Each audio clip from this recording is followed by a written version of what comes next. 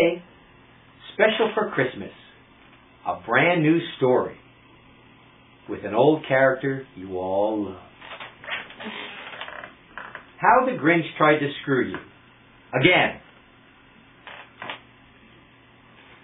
Every Blue down in Blueville liked freedom a lot, but the Grinch, who lived up the hill from Blueville, did not. The Grinch hated freedom, the whole freedom thing. If he'd written a song, he'd let Halliburton ring. Who knows why? Greed sounds about right. It could be perhaps he was wound a bit tight.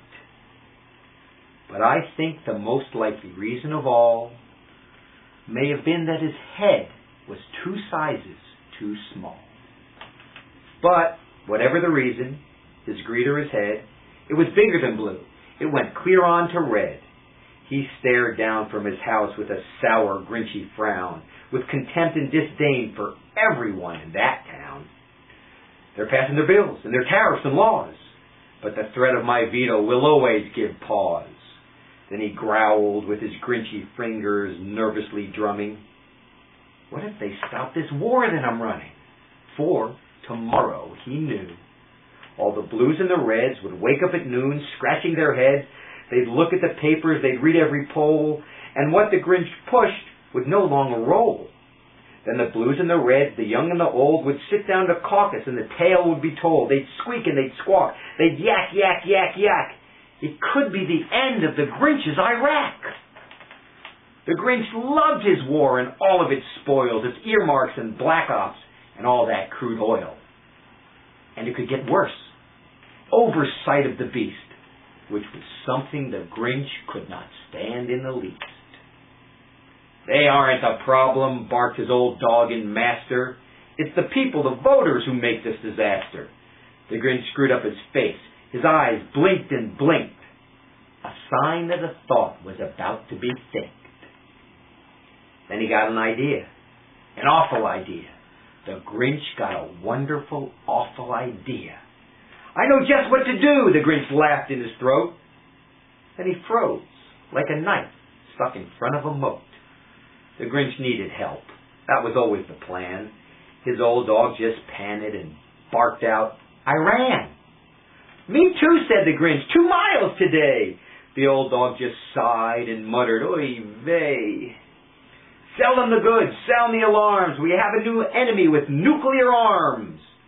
The Grinch liked this plan. It had froth, it had fizz, and who cared if he didn't know what nuclear is? And he chuckled and clucked, what a great Grinchy trick. Then he said to his doggie, you're a genius, old Dick. Then he grabbed up some intel and some trusty advisors and shouted, threat, threat, hoping none were the wiser. The Grinch ran with this plan and carried the news to where everyone slept, the reds and the blues. The mushrooms are up. It's time to get down, unless you don't care about saving your town.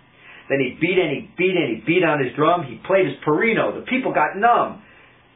But there was one thing the Grinch did not see. The group of 16 called N-I and E.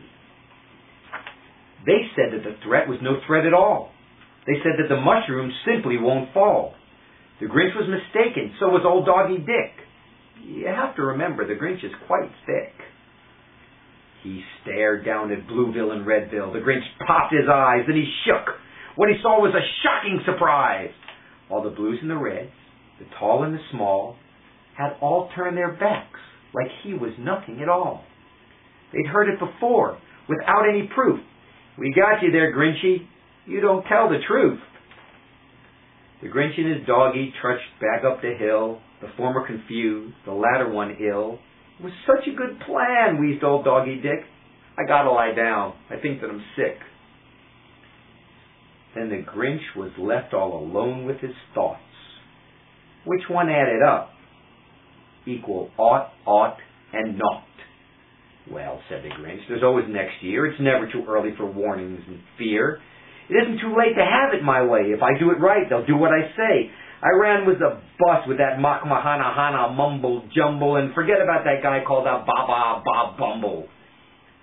All night and all day the Grinch did consider the next war he'd sell to the very best bidder. But try as he might, the Grinch thought of nothing at all. He forgot that his head was 2 sizes too small. Happy holidays and peace on earth.